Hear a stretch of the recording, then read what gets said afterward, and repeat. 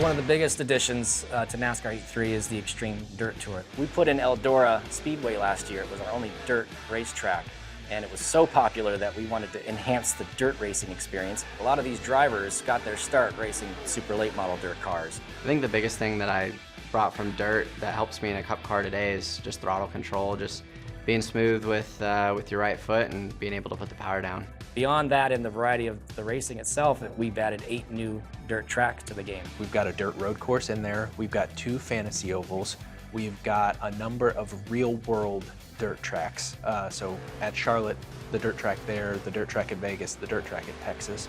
We also have these hybrid dirt tracks, which are real-world tracks, but they're real-world asphalt tracks, and we've put dirt surfaces on them. So at Bristol and at Richmond, you will be racing in these dirt hybrid tracks.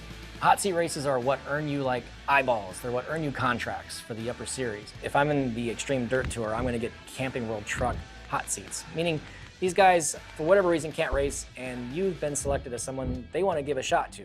And if you do well, they'll notice you and you get a full-time contract offer to go to the next series. Yeah, it's definitely a stressful situation, you know, just going into a situation where you really have one shot to kind of prove yourself. So just try to make the most of all those situations, and it was a big relief when I got the call that I was going to be driving it in 18 full-time.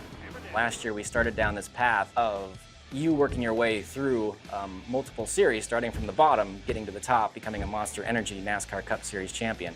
This year, a really cool thing that we added was an ownership mode. So really you can be a driver and just race, or you can choose to start your own team, build up your own car, build up your own staff, your facilities, enhance the car based on how well you're doing. You have to earn money, and as you earn money, you can put that back into your team and make it better, and go through from bottom to top that way as well.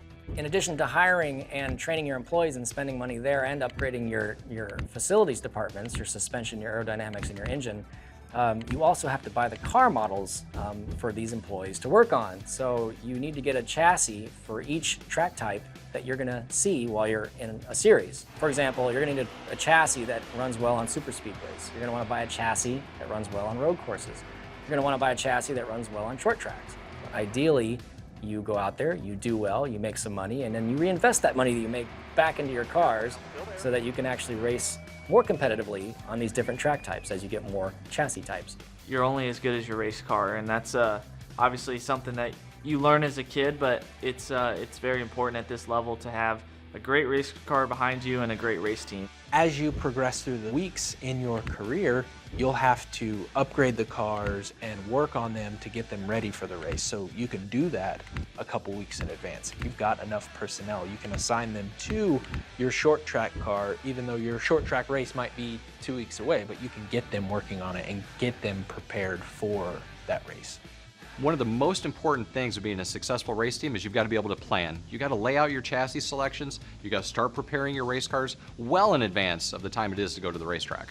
In career mode, you can either be a driver or an owner in the same series.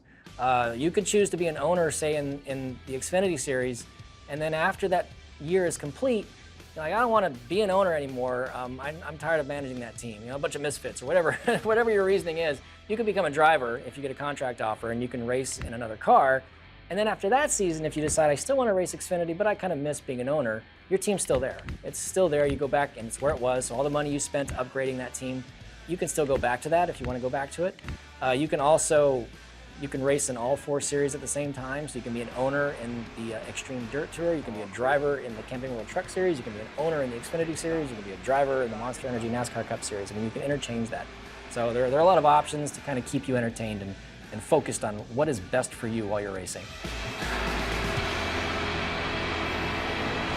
Pre-order now at NASCARHeat.com.